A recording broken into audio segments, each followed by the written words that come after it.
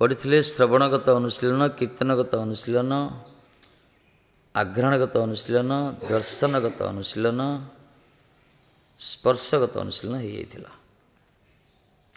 आज पढ़िया स्वादगत अनुशीलन ना कौन है?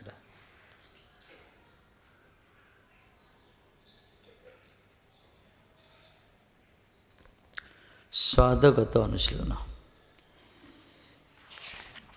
ये जो आम आस्वादन करते ये शरीरगत अनुशीलन।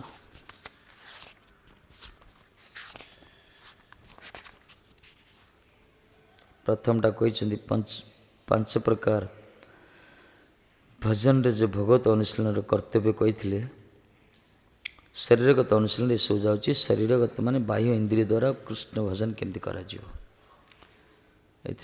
आलोचना करें। बर्तमान स्वादगत अनुशीलन, स्वाद रसनेन्द्रिय भगवान देते स्वाद को आस्वादन करने। स्वादगत अनुशीलन दुई प्रकार, गोटे प्रसाद आस्वादन आ गोटे अन्यटा चरणामृत आस्वादन। प्रसाद को आस्वादन करवा, चरणामृत को आस्वादन करवा। भक्तजन भगवत प्रसाद व्यतीत आउ किछि आस्वादन करिवे नाही। भक्त पूरा नियम एटा, भगवान को प्रसाद व्यतीत कौन सी वस्तु आस्वादन करिवे। भगवान को अर्पण करी ही प्रसाद नैवेद्य करियो, तापर सेवन करियो।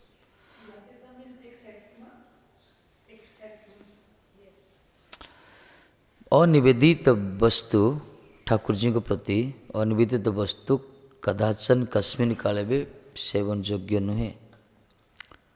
तेणु प्रसाद व्यतीत अन्य किछि खाइबनि से। बहिर्मुख वस्तुते आस्वादन वृत्ति को चालित कले क्रमश बहिर्मुखता प्रबल हो पड़े। यदि भगवान को अर्पण करा न होइतिया वस्तु जोटा कि बाह्य वस्तु कहगला, भगवत प्रसाद व्यतिरेक जेते सब वस्तु ताकू जदि ग्रहण करी आस्वादन करिवा ताहले धीरे धीरे धीरे कौन हम बहिर्मुखता भाव आसीज। भगवान को अर्पण न कर जदि खाइब पाप तो हम। गीतार वाणी अनुसार भुंजती ते तो अघं पापां पचंती आत्मा कारणात्। आत्मा को से पतन कर कारण मूल कारण हम सी विशेषकर पाप भक्षण करे। किंतु भक्ति मार्ग पर बड़ गुरुत्वपूर्ण कथा, भगवान को अर्पण न कर जदि बाह्य बहिर्मुख वस्तु जदि आस्वादन करिवो ताले धीरे धीरे तार भावना चिंतन कामना सब बहिर्मुख हो। भगत प्रसाद और भगत भक्त प्रसाद उभय आस्वाद्य भक्ति वृत्तिर पुष्टि कर। भगवान का प्रसाद और भगवत भक्त मान कर प्रसाद यही हूँ भजन को वृद्धि करियो। ये भक्ति वृत्तिर पुष्टि कर, भक्ति वृत्ति की पुष्टि करियो। एथिपाई प्रसाद हानिर्स्य पजायते कहला। प्रसाद शक्ति यदि सबके अनर्थ नष्ट करद। एपरी कह जाए जन देखे प्रसाद निष्ठा रहा तथा तार कल्याण हो। भजन भी जड़े न करू यदि प्रसाद निष्ठा अच्छी ताल से प्रसाद निष्ठा प्रभाव से दिना दिन भजन कर क्रिया प्रसाद महिमा एक प्रकार भगवान का प्रसाद। प्राय लोकों के विचार आमर प्रभुपाद विचारधारा भी जगन्नाथ प्रसाद को महाप्रसाद कहते प्राय लोकों के विचारधारा। किंतु राधा कुंज बिहारी को प्रसाद भी महाप्रसाद पदवाच्य। नित्य आराधित तो भगवान के पाखे अर्पित भोगराग भी प्रसाद महाप्रसाद से। तेणु आम कीर्तन कर महाप्रसाद गोविंदे। यदि आमरी ठाकुर को अर्पित प्रसाद यदि महाप्रसाद न होता ताले कीर्तन कहीं करे प्रसाद सेवन समय कहीं प्रभुपादा को कहले सब। तेणु भगवान का प्रसाद और भगवत भक्त प्रसाद उभय आस्वाद्य ये दुटा आस्वादन करिया कथा। अब भगवान का प्रसाद अपेक्षा भगवान के भक्तों के प्रसाद को तो महाप्रसाद को आगला। ये तो महाप्रसाद खाली कहना भक्त पदरज भक्त पदजल भक्त भुक्त अवशेष तीन महासाधन फल। तेणु भगवान को अनिवेदित वस्तु कस्मिन् काले भी आस्वादन नुहे, आस्वाद्य नुहे, केवे खाइबनी। भक्त ଶୁଳେ ଭଗବାନଙ୍କୁ।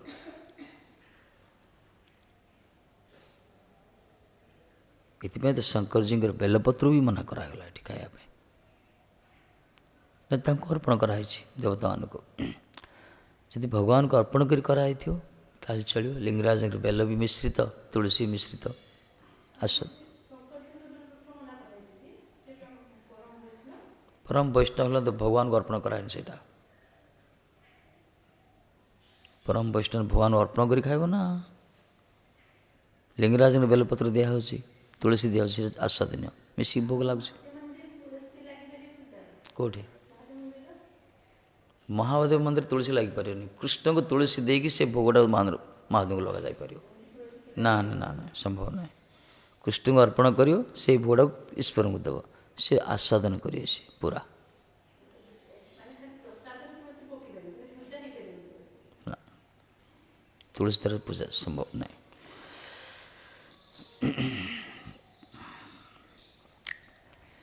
ତେଣୁ ଏହି ପ୍ରକାର ଏତେ ନିୟମ ରହିଛି। ଭକ୍ତମାନେ କେବଳ ଭଗବାନଙ୍କ ପ୍ରସାଦ ଛଡ଼ା ଆଉ କିଛି ତ ଖାଆନ୍ତିନି, ଭଗବାନଙ୍କୁ ଅର୍ପଣ ଦେଇ ଖାଆନ୍ତି। ଗୋଟେ ମହାତ୍ମା, ବିଚିତ୍ର ମହାତ୍ମା ଥିଲେ ପରା, ତାଙ୍କର ଭକ୍ତ ପ୍ରସାଦ ପ୍ରତି ବଡ଼ ଲାଳସା ଥିଲା। କିନ୍ତୁ କୃଷ୍ଣଙ୍କର ଭକ୍ତ ସେ, ବ୍ରଜଧାମରେ ରହୁଥିଲେ, ସେ ଭକ୍ତ ପ୍ରସାଦକୁ ସେ ଖାଉଥିଲେ। କିନ୍ତୁ ଭକ୍ତ ପ୍ରସାଦ ହେଲେ ଭଗବାନଙ୍କୁ ନ ଦେଇ କେମିତି ଖାଇବେ, ବିଚାର ବି ଆସିଗଲା ଆଉଥରେ। ସେ ଯାହା ବି ଦିଅନ୍ତି ଭଗବାନଙ୍କୁ ଅର୍ପଣ କରି ଖାଆନ୍ତି। କିନ୍ତୁ ଭକ୍ତର ଉଚ୍ଚିଷ୍ଟ ପ୍ରତି ତାଙ୍କର ଲାଳସା ବହୁତ। ସେ ଶେଷରେ ଗୋଟେ ନିର୍ଣ୍ଣୟ କଲେ, ନା ଭକ୍ତ ପ୍ରସାଦ ମୁଁ ସଂଗ୍ରହ କରି ତାକୁ ଭଗବାନଙ୍କୁ ଅର୍ପଣ କରି ଖାଇବି।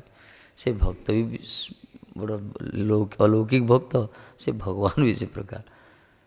ଭକ୍ତମାନଙ୍କର, ସାଧୁମାନଙ୍କର ଉଚ୍ଚିଷ୍ଟକୁ ସେ ସଂଗ୍ରହ କରନ୍ତି, ଲୁଚି ରହିକି ଯେଉଁମାନେ ପତ୍ର ଫୋପାଡ଼ି ଦିଅନ୍ତି ମହାତ୍ମାମାନେ ପଙ୍ଗତ ପରେ, ତାକୁ ସଂଗ୍ରହ କରନ୍ତି, ଗୋଟେ କଳସରେ ରଖନ୍ତି, ତାକୁ ଆସ୍ୱାଦନ କରିବା ପୂର୍ବରୁ ଭଗବାନଙ୍କୁ ଅର୍ପଣ କରନ୍ତି କୃଷ୍ଣଙ୍କୁ, ତାପରେ ଖାଆନ୍ତି। ସେ ଏହି ପ୍ରକାର ଭକ୍ତ ବି ଅଛନ୍ତି, ଥିଲେ। ବିରଳ ଏଇଟା ଅବଶ୍ୟ। ଭଗବାନ ବଡ଼ ଆନନ୍ଦରେ ସେ ଖାଉଥିଲେ, ସେ ଆସ୍ୱାଦନ କରୁଥିଲେ। ସେ ପୁରା ନିଷ୍ଠା କାହିଁ ଆମମାନଙ୍କର।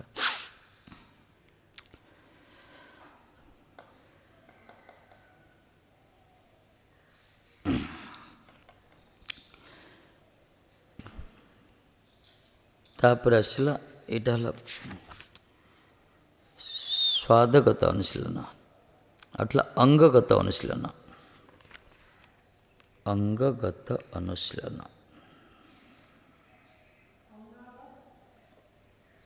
ଅଙ୍ଗ ବଢ଼ିଆ ଶରୀର ମାଧ୍ୟମରେ କେମିତି କୁହାଯାଉଛି, ବିଶେଷ କରି ଅଙ୍ଗ ଯେତେ ସବୁ ଅଙ୍ଗ ରହିଛି। ଅଙ୍ଗଗତ ଅନୁଶୀଳନ 12 ପ୍ରକାର, 12 ପ୍ରକାର।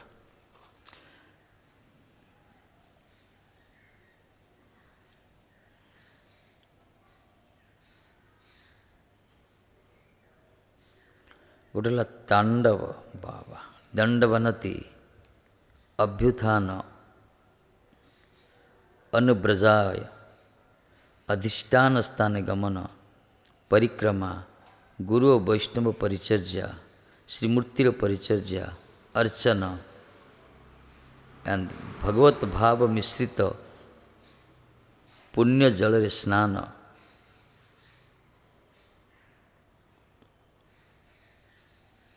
ବୈଷ୍ଣବ ଚିହ୍ନ ଧାରଣ ଓ ହରିନାମାକ୍ଷର ଧାରଣ।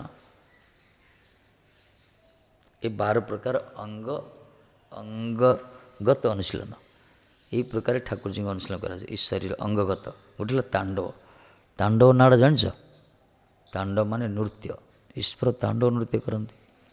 ଏ ନୃତ୍ୟଟା ବି ଭଗବାନଙ୍କର ଅନୁଶୀଳନର ଏକ ଅଙ୍ଗ ଗୋଟେ। ତାଣ୍ଡବ ଅର୍ଥ ନୃତ୍ୟ। ନୃତ୍ୟ ବି କରିବା ଦରକାର ବିଗ୍ରହଙ୍କ ସମ୍ମୁଖରେ ବି ଭଗବତ ନାମରେ। ଇଏ ଅଙ୍ଗଗତ ଅନୁଶୀଳନ ହେଇଗଲା ଭଗବାନଙ୍କର ଭଜନରେ। ଦ୍ୱିତୀୟ ହେଉଛି ସାଷ୍ଟାଙ୍ଗ ଦଣ୍ଡବତ।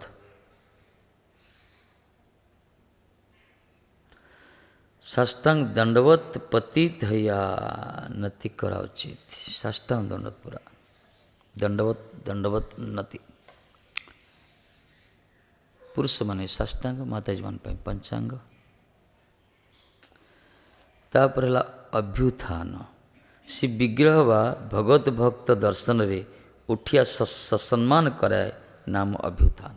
ଯଦି ବିଗ୍ରହ ଆସିଛନ୍ତି ବା ଯଦି କିଛି ଭକ୍ତ ଆସୁଛନ୍ତି ତାହେଲେ ଉଠିକି ତାଙ୍କୁ ସମ୍ମାନ କରିବା ଦରକାର। ଏହି ଭକ୍ତିର ଅବନଗ। ଏଇ ଧୋଇକି ଆସ, ସାମ୍ନାରେ ବସି ଗୋଟେ ବିଗ୍ରହ ଯାଉଛନ୍ତି। ଆଜିକାଲି ଯେଉଁମାନଙ୍କ ସଂସ୍କାର ନାହିଁ, ଯେଉଁମାନେ କଥା ଜାଣନ୍ତିନି, ବସିଥିବେ ସେ ଚେଇର ଉପରେ, ଛାତ ଉପରେ ବସିଥିବେ, ବିଗ୍ରହ ଗଲା ତ ଉଠନ୍ତିନି, ଗାଡ଼ିରୁ ମଧ୍ୟ ଓହ୍ଲନ୍ତୁନି, ବରଂ ପରିକ୍ରମା ଗ୍ରୁପ୍ଟା ସାଇଡ଼୍ ହେଇଯାଉଛି ନା, ଗାଡ଼ିବାଲା ସାଇଡ଼୍ ହେବନି। ଏହି ପ୍ରକାର ଚାଲିଛି ଏଇଠି। ଏମିତି କିଛି ଅଛନ୍ତି। ନିୟମ ହେଉଛି ଯଦି ଭକ୍ତମାନେ ଆସନ୍ତି ସସମ୍ମାନ ସେ ଗାତ୍ରୋତ୍ଥାନ କରିବା ଦରକାର, ଉଠିବା ଦରକାର। ଦେଖୁନ ସେ ବ୍ରିଜ୍ ଉପରେ ବସିଥାଉଛନ୍ତି, କେତେ ଜଣ ଉଠୁନାହାନ୍ତି ମୋତେ। ଏମିତି ସଂସ୍କାର ଜଣେ ଅଭିମାନୀ ଲୋକ ଯାହା ସବୁ ଜାଣିନାହାନ୍ତି, ଆଉ ଜାଣିଲେ ମଧ୍ୟ ତାଙ୍କୁ କ'ଣ କରିବେ। ଯେଉଁମାନେ ସିନା ସାଧନ କରିବେ, ଭକ୍ତିରେ ଯାଜନ କରିବେ, ସେମାନେ ସିନା ଏ କଥା ବୁଝିବେ। ଇଏ କୁହାଗଲା ବିଗ୍ରହ ଆସୁଛନ୍ତି ଭଗବତ ଭକ୍ତ ଦର୍ଶନରେ ଉଠିକି ସସମ୍ମାନ କରିବା ନାମ ହେଲା ଅଭ୍ୟୁତ୍ଥାନ। ଅଭ୍ୟୁତ୍ଥାନ ପରେ ଆସିଲା ଅନୁବ୍ରଜ୍ୟା। ଅନୁବ୍ରଜ୍ୟା ଅର୍ଥ ପଶ୍ଚାତ୍ ଗମନର ନାମ ଅନୁବ୍ରଜ୍ୟା। ଯଦି କୌଣସି ଭକ୍ତ ଯାଉଛନ୍ତି, ଫେର ଭକ୍ତ ବା ଗୁରୁ ବା ବୈଷ୍ଣବ ମହାପୁରୁଷ କି, ତାଙ୍କ ପଛରେ କିଛି ସମୟ ଯିବା ଦରକାର। କାହିଁକିନା ପଛରେ ଯିବାର ସ୍ୱଭାବଟା ଠାକୁରଜୀଙ୍କର ଅଛି। ଅନୁବ୍ରଜାମି ଅହଂ ତଂ ପୁୟତେ ଅଙ୍ଘ୍ରିପଦ ହିଁ କହିଛନ୍ତି। ଭଗବାନ ସବୁବେଳେ ଭକ୍ତ ପଛରେ ଦୌଡ଼ନ୍ତି, ଭକ୍ତର ଚରଣରେ ନିଜକୁ ଅଭିଷିକ୍ତ କରିବା ପାଇଁ।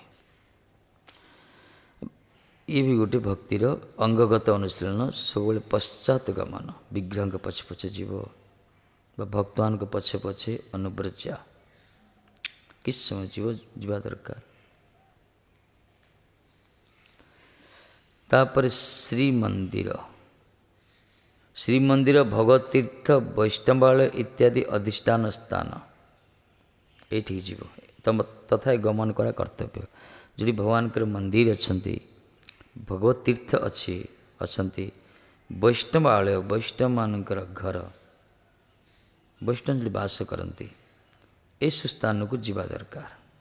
ଏ ଭକ୍ତିର ଗୋଟେ ଭଗବତ ଅନୁଶୀଳନ, ଇଏ ଶରୀରଗତ ଅନୁଶୀଳନ। ପାଦ ହରିକ୍ଷେତ୍ର ପଦାନୁସର୍ପଣେ, ଅମରୀଶଜୀ କହିଲେ ଭଗବାନ ପାଦ ଦିଟା ଦେଇଛନ୍ତି, ହରିକ୍ଷେତ୍ରକୁ ଗତି କରିବ ପଦାନୁସରଣେ। ମନ୍ଦିରକୁ ଯିବ, ତୀର୍ଥସ୍ଥାନକୁ ଯିବ, ସତ୍ସଙ୍ଗକୁ ଯିବ, ବୈଷ୍ଣବ ପାଖକୁ ଯିବ। ତାପରେ ପରିକ୍ରମା, ଉପକରଣ ଦ୍ୱାରା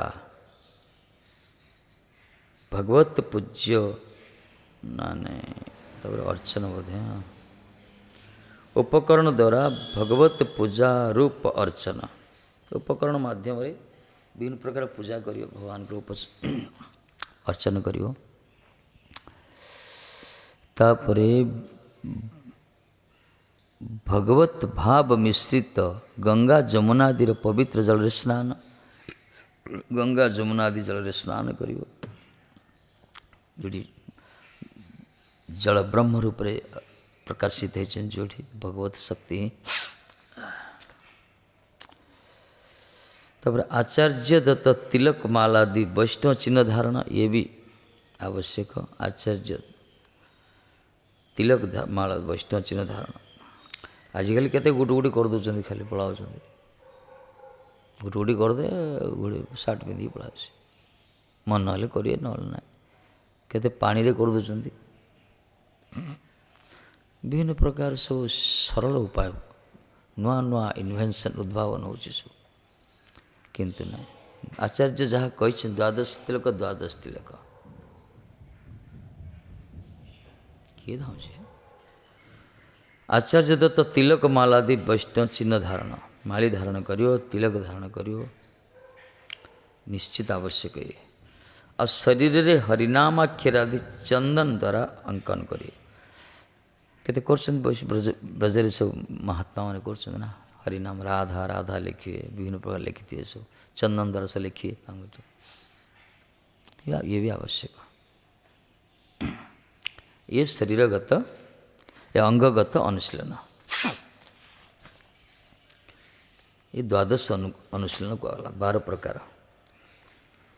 ये जहाँ पढ़िले जो प्रथमे जो भगवान वैध भक्त मान भगवत अनुशीलन कर्तव्य कहले भक्ति ठाकुर, जोड़ा कि 5 प्रकार। प्रथमे शरीरगत, आत्मागत, मनोगत, प्रकृतिगत, समाजगत। प्रथम जो शरीरगत अनुशीलन आम 7 प्रकार पढ़िले। श्रवण, कीर्तन, आघ्राण, दर्शन, स्पर्श, स्वाद, अंगगत अनुशीलन। इस प्रकार भगवान को आराधना करा जाए।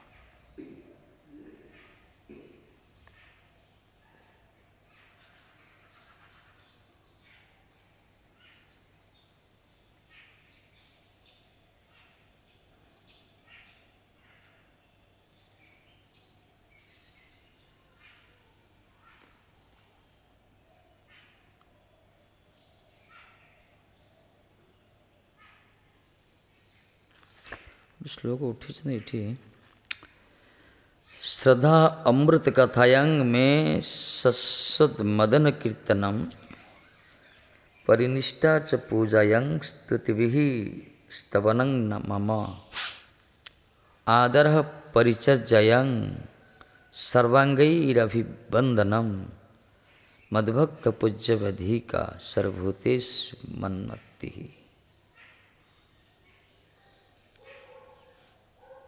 मदर्थे अंगचेष्टा च वचसा मद्गुणेरणम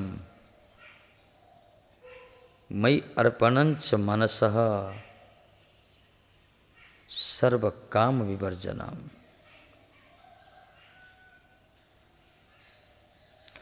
मदर्थे अर्थ परित्यागे भोगस्य च सुखस्य च इष्टं दतं हुतं जप्तं मदर्थं सद्व्रतं तपः। मयि संजायते भक्ति तो अन्य अर्थस्य वशिष्यते। भागवत श्लोक उठिले यही प्रकार समस्त अंग द्वारा भगवान सेवा करे कहले श्रद्धा अमृत कथायां। अमृत कथार श्रद्धा रखिब, सत्सन्मदन कीर्तन कीर्तन भी करियो, श्रवण भी करियो, पर पूजा निष्ठा से तो पूजा करी, परिनिष्ठा से पूजा, स्तुति भी स्तुति स्तवादि करियो, स्तवनं मम आदर परिचर्या, आदर से तो परिचर्या करियो।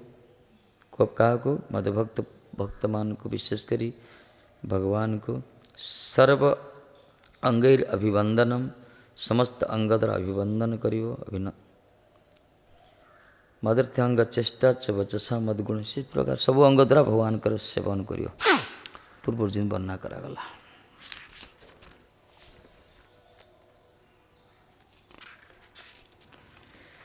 ये हूँ भक्ति अनुशीलन विधि। भक्ति की केमती अनुशीलन करा जाए तार नियम जा कहते वैध भक्त मानकर ये पंचविध लक्षण कर्तव्य कहुई। प्रथम शरीरगत कहले अनुशीलन, तापर बर्तमान आम पढ़ा यही प्रकार नानाविध शरीरगत अनुशीलन वैध भक्त मानकर कर्तव्य रूपे निर्णीत अच्छी। आपको कर्तव्य बोली कहगला। कर्तव्य बद्ध जीव शरीरी अतएव शरीर सत्य जाते शरीर भगवत बहिर्मुखता ना घटे, अथच से शरीर आवश्यक संपादन पाई जते प्रकार कार्य करने को हुए से समुद्र भगवत भाव मिश्रित होई तद्वारा भगवत अनुशीलन पुष्टि होए। या ही तात्पर्य ये कहले बद्ध जीव शरीरी कहगला। आम शरीर गोटे अच्छी शरीर गोटे अच्छी। जीवात्मा सीना गोटे सूक्ष्म स्थूल शरीर भर आबद्ध हो गई, वास्तव से तो शरीर ना, से भगवत अंश से देही से। तेणु शरीर सत्य शरीर ग्रहण कले मध्य शरीर भगवत बहिर्मुखता ना घटे। जमी शरीरटा भगवान ठार बहिर्मुख न हो से प्रकार शरीर जिते सब अंग सब रही चक्षु कर्ण नासा त्वक जीवा उदर आदि जिते अंग रही ଏ ସମସ୍ତ ଅଙ୍ଗ ମାଧ୍ୟମରେ ଅଥଚ ସେହି ଶରୀରର ଆବଶ୍ୟକ ସମ୍ପାଦନ ପାଇଁ ଯେତେ ପ୍ରକାର କାର୍ଯ୍ୟ କରିବାକୁ ହୁଏ ଏ ଶରୀରକୁ ନିର୍ବାହ କରିବା ପାଇଁ, ପରିଚାଳନା କରିବା ପାଇଁ, ସୁସ୍ଥ ରଖିବା ପାଇଁ ଯାହା ସବୁ କରିବାକୁ ପଡ଼େ ସେ ସବୁ କିଛି ଭଗବତ ଭାବ ମିଶ୍ରିତ ହେବା ଦରକାର। ତାହେଲେ ଭଗବତ ଅନୁଶୀଳନ ପୁଷ୍ଟି ହୋଇଯିବ। ଧରନ୍ତୁ ଶରୀରକୁ ବଞ୍ଚାଇବା ପାଇଁ ଖାଦ୍ୟ ଦରକାର ଜୀବନ ଧାରଣ ପାଇଁ, କିନ୍ତୁ ସେ ଖାଦ୍ୟଟା ଭଗବାନଙ୍କୁ ଅର୍ପଣ କରି ଖାଇବ। ଆପଣ ଶରୀର ପାଇଁ ଚାଲିବା ଦରକାର, ଚାଲିବ, ଭଗବତ ମନ୍ଦିରକୁ ଯିବ, ସତ୍ସଙ୍ଗକୁ ଯିବ। ତେଣୁ ଶରୀରକୁ ନିର୍ବାହ କରିବା ପାଇଁ ଯାହା ସବୁ ଆବଶ୍ୟକ ରହିଛି ସେ ସବୁକିଛି ଭଗବତ ଭାବ ମିଶ୍ରିତ ହେଇକି ଯଦି କରାଯିବ ତାହେଲେ ସେ ଭଗବତ ଅନୁଶୀଳନ ହେଇଗଲା। ତେଣୁ କହିଲେ ଭକ୍ତିବିନୋଦ ଠାକୁର କହୁଛନ୍ତି ସମସ୍ତ ଦୈହିକ ଅନୁଶୀଳନରେ ଭକ୍ତି ମିଶ୍ରିତ କରା କର୍ତ୍ତବ୍ୟ। ସମସ୍ତ ଦୈହିକ ଅନୁଶୀଳନ ଆମର ଭୋଜନ, ଶଯ୍ୟା, ଆସନ, ଭ୍ରମଣ, କ୍ରୀଡ଼ା ଯାହା ସବୁ ରହିଛି ସବୁ ଦୈହିକ କ୍ରିୟା ଦୈନନ୍ଦିନ ଜୀବନରେ ଏ ସବୁକିଛି କ୍ରିୟା ଭଗବତ କହିଲେ ଭକ୍ତି ମିଶ୍ରିତ ହେବା ଦରକାର, ଭଗବତ ପ୍ରତି ଉନ୍ମୁଖ ହେଇଯିବା ଦରକାର। ନୃତ୍ୟ କରିବାର ଇଚ୍ଛା ଅଛି, ଭଗବାନଙ୍କ ପାଖରେ ନୃତ୍ୟ କରିବା। କୀର୍ତ୍ତନ କରିବାର ଇଚ୍ଛା ଅଛି, ଗାଇବା ପାଇଁ ସଙ୍ଗୀତ, ଠାକୁରଙ୍କ ନାମ କୀର୍ତ୍ତନ କରିବା। କଥା କହିବାର ଇଚ୍ଛା ଅଛି, ପ୍ରଜଳ୍ପ କରିବା ଭଗବତ କଥା ହିଁ କହିବା। ଶରୀରକୁ ସଜ୍ଜିତ କରିବାର ଇଚ୍ଛା ଅଛି, ତିଳକ ମାଳି ରାଧେ ରାଧେ ସୁଲେଖିଆ ଭଗବତ। କୁଆଡ଼େ ବୁଲିବାର ଇଚ୍ଛା ଅଛି, ଭଗବତ ଧାମକୁ ଯିବା, ଯେଉଁଠି ସତ୍ସଙ୍ଗ ଅଛି ସେଇଠି ଯିବା। ସ୍ନାନ କରିବାର ଇଚ୍ଛା ଅଛି, ସୁଇମିଂ ପୁଲରେ ଗଙ୍ଗା ଯମୁନାରେ ସ୍ନାନ କରିବା। ମାନେ ପ୍ରତ୍ୟେକଟା କ୍ରିୟା ଯେମିତି ଭଗବତ ଭାବ ମିଶ୍ରିତ ହେଇଯିବ ତାହେଲେ ସେ ଭଗବତ ଅନୁଶୀଳନ ହେଇଗଲା। ଏଠି ସରଳ ଉପାୟ ଏଇଟା। ଶରୀରକୁ ନଷ୍ଟ କରିବା ପାଇଁ କହିନାହାନ୍ତି, ଶରୀର ସୁଖକୁ ତ୍ୟାଗ କରିବା ପାଇଁ କହିନାହାନ୍ତି। ଏଠି ଶରୀରକୁ ଯେତିକି ଆବଶ୍ୟକ ସେତିକି ଗ୍ରହଣ କର ବିଷୟକୁ, କିନ୍ତୁ ସେ ଭଗବାନ ସହିତ ମିଶ୍ରିତ ହେବା ଦରକାର। ଖାଇବାର ଇଚ୍ଛା ଅଛି, ଭଗବାନଙ୍କୁ ଅର୍ପଣ କରି ଖାଇବ, ମନା ତ କରାହେଇନି ନା କ'ଣ? ଚାଉମିନ, ପିଜା ସବୁ କରୁଛନ୍ତି ନା, ପକୁଡ଼ି ସବୁ କରିଦେଲା, ଦେଖାଇଦେଲେ ଠାକୁରଙ୍କୁ, ଅର୍ପଣ କଲି, ଖାଇଦେଲେ, ମନା ତ କରିନାହାନ୍ତି ଏଠି। ତେଣୁକରି ଦୈହିକ କ୍ରିୟା ସବୁକିଛି ଭଗବାନ ଭକ୍ତି ମିଶ୍ରିତ ହେବା ଦରକାର। ଏତେ ସରଳ ସହଜ ଉପାୟ ବି ଲୋକମାନେ ବୁଝୁନାହାନ୍ତି, ଗ୍ରହଣ କରୁନାହାନ୍ତି। କ'ଣ କରାଯିବ?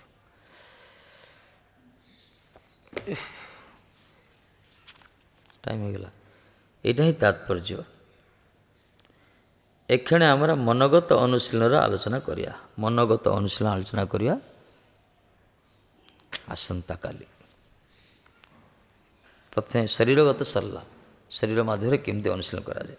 କାଲି ମନରେ କେମିତି ଭଗବାନଙ୍କୁ ଅନୁଶୀଳନ କରାଯାଏ, ବଡ଼ ଇମ୍ପୋର୍ଟାଣ୍ଟ ଏଇଟା। ମନ ଦ୍ୱାରା କିପରି ଭଗବାନଙ୍କୁ ଭଜନ କରାଯିବ ସେ ଜାଣିଲେ ସିନା କରିବ।